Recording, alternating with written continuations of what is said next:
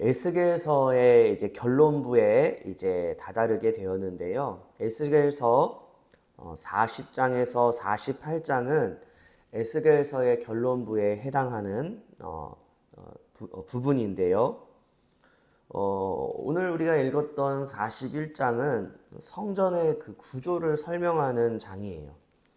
근데 이 성전의 구조를 설명하는 장은 에스겔서 40장에서 42장에 나오고 있습니다. 그래서 결론부의 시작을 어떻게 시작을 해요? 에스겔서의 결론부의 시작을 성전 구조를 설명하는 내용으로 시작을 하고 있어요.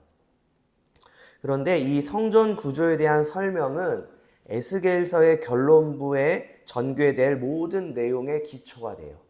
그래서 이 40장에서 42장의 성전 구조를 설명하는 내용들이 에스겔서 결론부, 전체 결론에 대한 내용인 40장에서 48장의 어떤 이야기의 모든 기초가 되는 내용을 이야기하고 있다.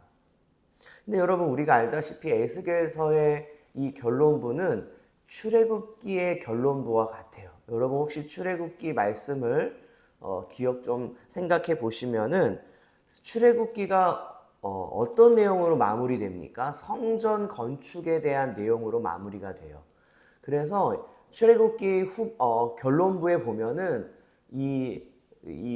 이런 단위가 계속 나와요. 어떤 성막을 지을 때 어떻게 지어야 되고, 성막의 크기는 어떻고, 성막의 재료는 어떻고, 이것들이 우리가 일반적으로 읽을 때 굉장히 지루한 내용들이 출애굽기 후반부에 지속되고 있는.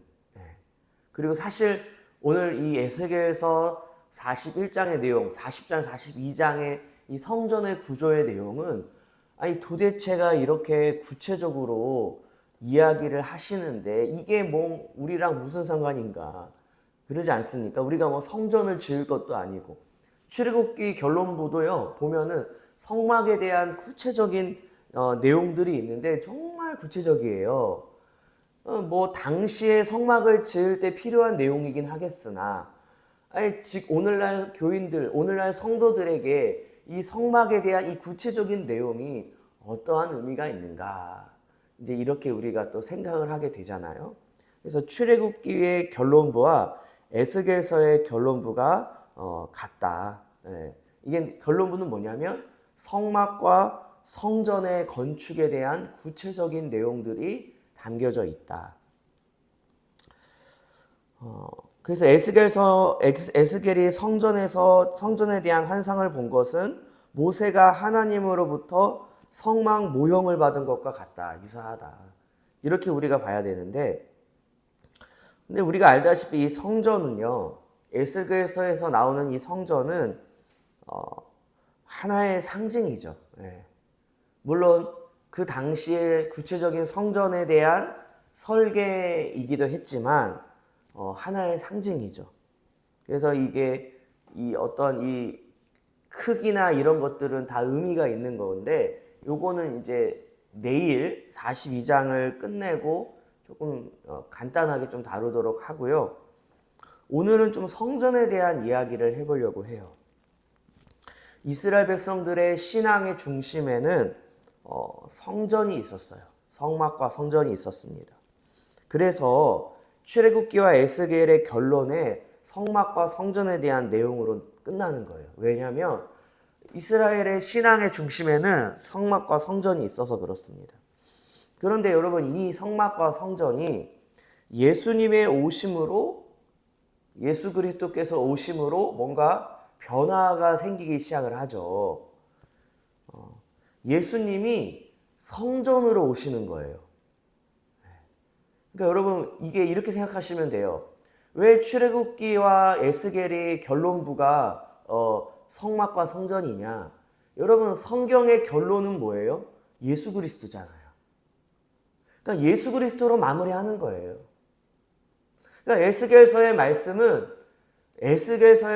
성전에 대한 내용으로 끝나는데, 그러니까 예수님으로 끝나는 거예요. 할렐루야. 그러니까 우리가 모든 내용들이 뭐예요? 성경의 내용과 하나님의 말씀은 예수 그리스도로 끝나는 겁니다. 그럼 출애굽기의 성막이 출애굽기가 왜 성막으로 끝나느냐? 예수 그리스도로 끝나는 것이기 때문이에요. 그래서 예수 그리스도께서 성전은 무너져야 된다 이야기를 하잖아요. 왜요? 이제는 이 성막 구약 성경에 나오는 성막과 성전은 뭐예요? 가짜예요, 가짜. 가짜라기보다는 모형이다. 진짜가 있기 전에 모형. 우리가 제가 다녀본 적은 없는데 분양을 할 때 분양 그런 하우스를 가잖아요. 가면은 아파트가 이렇게 지어질 것입니다 라고 해서 모형을 그려놓고 이렇게 해놓잖아요. 그래서 사람들이 아파트 분양받을 때 뭐라고 합니까? 거기를 분양 하우스인가요? 모델 하우스를 방문을 해서 그래서 이렇게 구경하잖아요. 이게 이제 모델 하우스인 겁니다, 여러분. 성막과 성전이.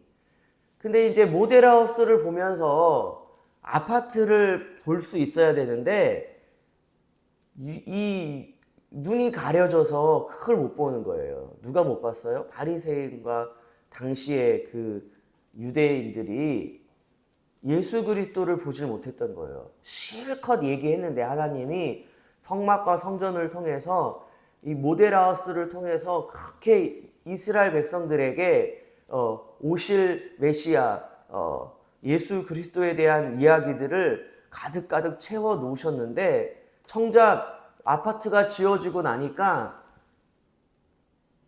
이 모델하우스랑 다른데요? 엉뚱한 얘기를 하고 있는 거예요, 지금. 그게 이제 성경에 나오는 내용들 아니겠습니까? 근데 진짜 성전인 예수님이 오셨어요. 그래서 어떻게 돼요? 예수님이 십자가를 지실 때 어떤 일이 벌어져요? 휘장이 찢어졌잖아요. 굉장히 상징적인 거예요. 그러니까 여러분, 우리가 성경을 볼 때 성전 신학이라는 신학의 분야가 있어요. 창세기부터 요한계시록을 성전의 관점으로 보는 거예요. 그러니까 에덴 동산도 하나의 성전입니다. 그리고 요한계시록의 새 예루살렘, 그것도 성전이잖아요. 성전으로 시작해서 성전으로 끝나는 거예요. 이게 성경이라는 게. 근데 성전은 뭐예요? 하나님과 인간이 만나는 장소잖아요. 천당이 뭡니까? 천국이 뭐예요? 하나님과 인간이 만나는 장소죠. 그것도 성전인 거예요. 그러니까 예수 그리스도가 성전인 것은 예수 그리스도만이 하나님과 인간을 만나게 하시시. 네. 하나님과 인간이 하나님을 만날 수 있는 유일한 길이 뭐예요? 내가 곧 길이요 진리요 생명이니 나로 말미암지 않고는 아버지께로 갈 자가 없느니라. 예수 그리스도께서 성전이 되실 수밖에 없는 것은 하나님을 만날 수 있는 유일한 창구가 예수 그리스도이기 때문인 거예요. 근데 여러분, 예수님이 오셔서 십자가에서 죽으시고 승천하셨어요. 아니, 성전이 없어졌어요. 아니, 하늘로 올라가셨잖아요, 예수님이요.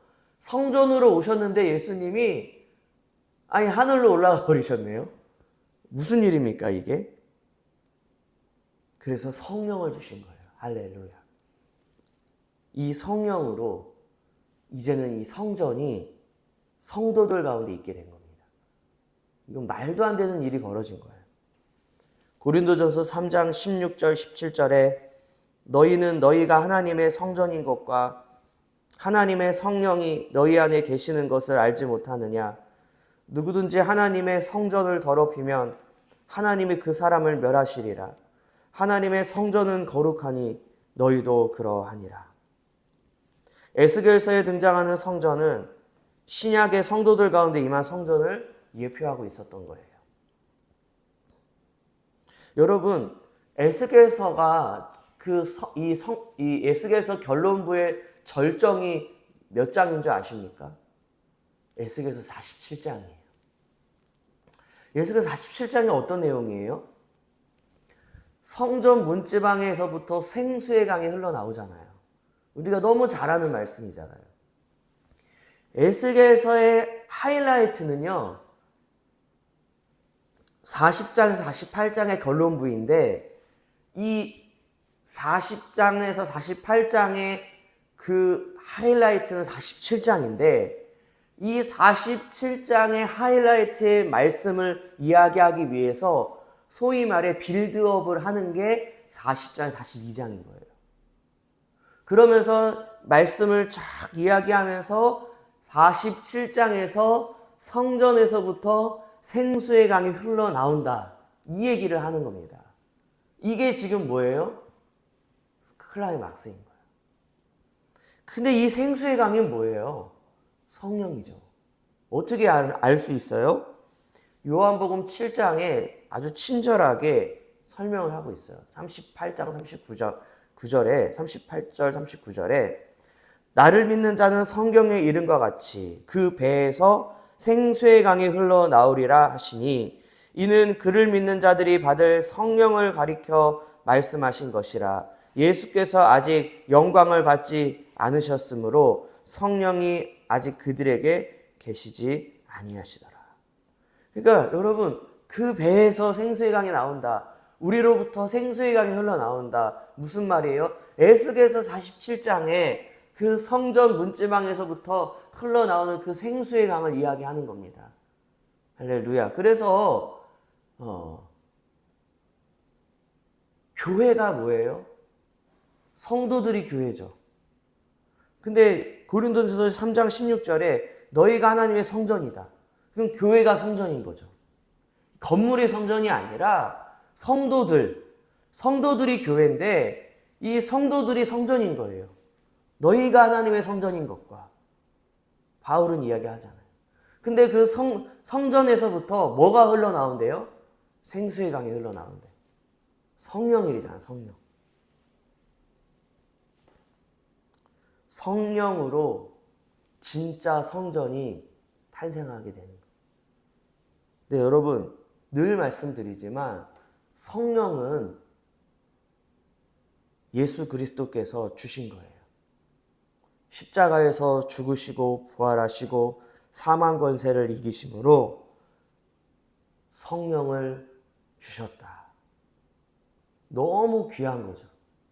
교회가 탄생했다. 근데 이 교회는 뭐냐? 구약에서 그렇게 말씀했던, 그렇게 고대하고 기다렸던 아파트가 건축이 된 거예요. 모델하우스를 보면서 야, 내가 살 아파트가 이렇게 지어지겠지. 그래서 어떤 어르신들은 그 아파트 공사 현장까지 찾아가서 잘 지어지고 있나? 옛날 어른들은 그렇게 찾아가서 구경도 하셨어요. 그러면서 오매불만 기다리는 거예요. 그래, 우리 아파트가 잘 지어지고 있네. 그래서 딱 입주하는 날이 됐을 때 그 감격이 있잖아요. 물론 그런 감격을 한 번도 경험해 본 적은 없으나 드라마에서 많이 나오니까요. 네. 그 아파트 입주의 날이 바로 오순절 마가의 다락방인 거예요.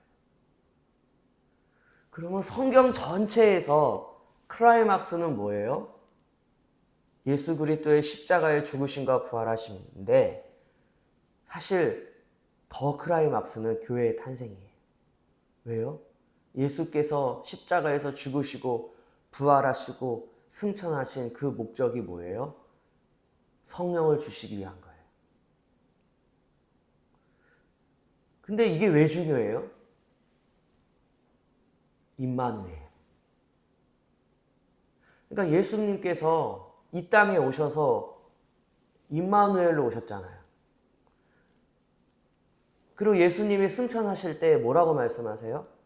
볼지어다 내가 세상 끝날까지 너희와 항상 함께 있으리라. 아니, 하늘로 올라가시는 분이 우리와 항상 끝날까지 함께 하신다면서 왜 올라가십니까? 이제는 영으로서 이제 우리 안에 내주하심으로 영원히 함께 하시는 것. 성령은 예수 그리스도예요. 그 예수 그리스도로 우리와 영원히 함께 임마누엘로 함께 하시기 위하여 성령이 오신 겁니다.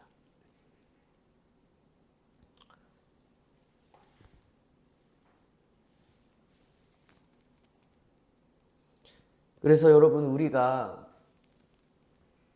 신약의 성도들은 가장 영광스러운 시대를 살고 있는 거예요. 이제는 하나님이신 예수 그리스도께서 성령으로 우리 안에 거하시게 되셨다라는 거예요. 그런데 이게 사실은 어때요, 여러분? 굉장히 두려운 일이기도 한 거예요. 네. 성전을 더럽히면 어떻게 되는지를 우리는 구약 성경을 통해서 너무나도 잘 알고 있잖아요. 모델하우스를 통해서 아파트를 너무 잘 알고 있잖아요, 우리가. 사실 모델하우스가 더 구체적이잖아요, 어떻게 보면요. 그런데 오늘날 교인들은 이거에 대해서 무감각하다. 성도라는 것이, 예수를 믿는다라는 것이 어떤 것인지를 모른다. 성전을 더럽힌다라는 것, 이게 얼마나 큰 죄인지. 그러니까 죄를 짓는다라는 것이 얼마나 무서운 일인지를 모른다. 하나님의 무서운 심판이 있게 될 것을 모른다. 어제도 신방을 하면서 이 말씀 저 말씀을 드렸지만, 여러분, 하루하루를 사는 것은 큰 의미가 없다 이거예요. 어떻게 사느냐가 중요하다 이것입니다.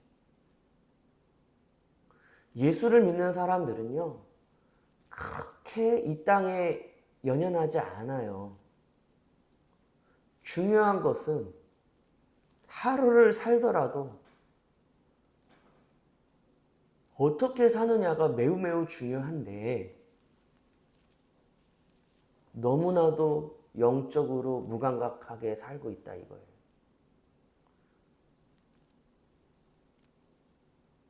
죄에 죄를 더하는 삶을 사느냐, 아니면 예수 그리스도께로 한 발자국 나아가며 주님을 모시고 성전으로 사느냐, 거기에 차이가 있는 거예요. 그러니까 우리가 성전이 아닌 거죠. 성령이 임했기 때문에 성전인 거죠. 할렐루야. 왜요? 예수님이 성전이시니까.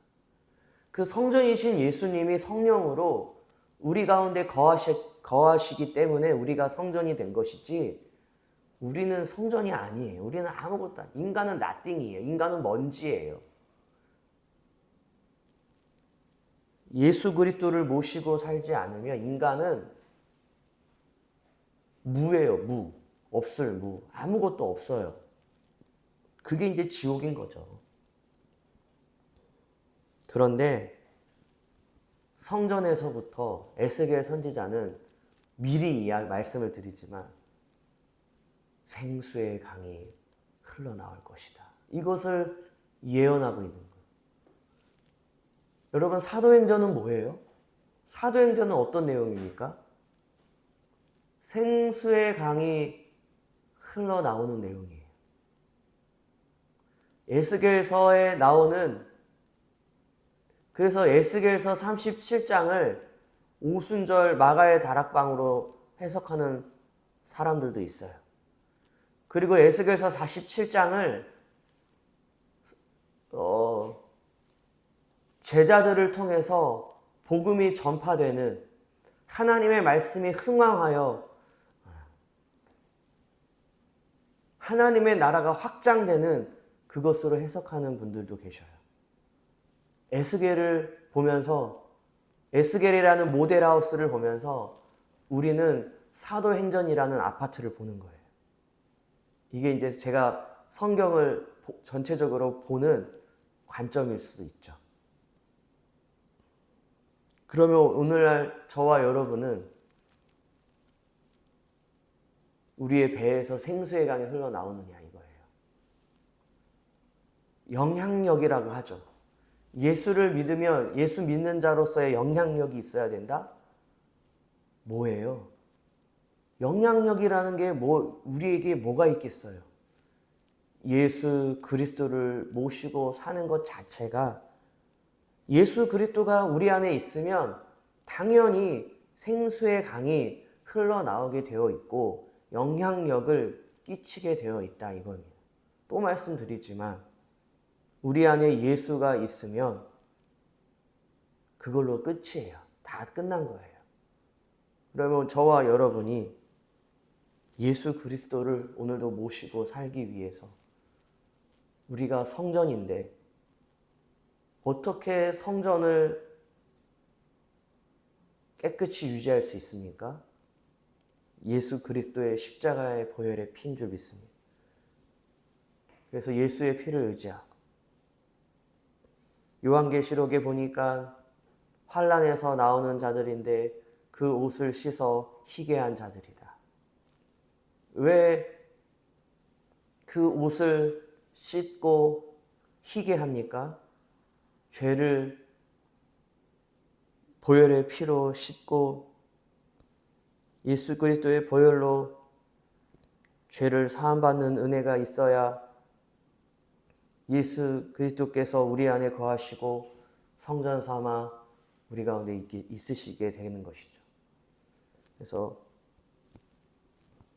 사실 에스겔서 48장까지 얘기를 다 해버린 거예요. 그래서 내일부터 어떤 설교를 해야 될지 참 막막하지만 똑같은 얘기를 또 할 수도 있습니다. 왜요? 사실 에스겔서 40장에서 48장의 내용은 그냥 사도행전의 내용입니다. 그거를 뭐가 어떻고 무슨 규빗이 너비가 이게 어떤 걸 상징하고 그런 이야기들을 할 수도 있겠지만 큰 의미가 없다고 저는 개인적으로 생각을 해요. 그래서 예수 그리스도를 모시고 사는 한날의 삶이 되시기를 바라겠습니다. 하나님 아버지 감사합니다. 성령을 주시고 우리로 성전 삼아 우리와 임마누엘로 함께해 주시니 감사합니다. 우리가 예수 그리스도를 모시고 살 수 있는 그러한 믿음과 은혜가 있게 하여 주시고, 날마다 예수의 피를 의지하여 예수의 보혈의 피를 의지하여 성전을 깨끗이 하는, 그래서 예수님께서 우리 안에 온전히 거하실 수 있는 그러한 저희들의 삶이 되게 하여 주옵소서. 예수님의 이름으로 기도합나이다. 아멘.